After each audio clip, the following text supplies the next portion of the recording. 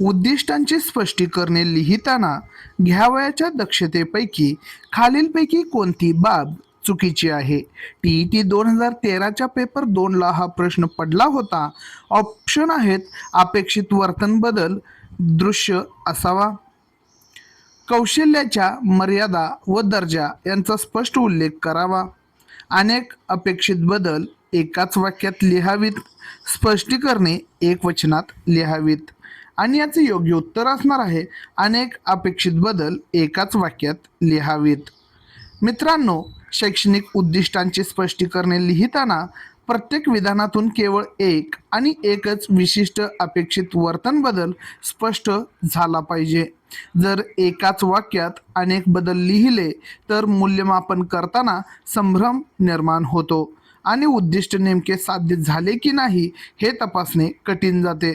त्यामुळे पर्याय सी हा बाब चुकीचे असून दक्षतेचा भंग करणारे आहे.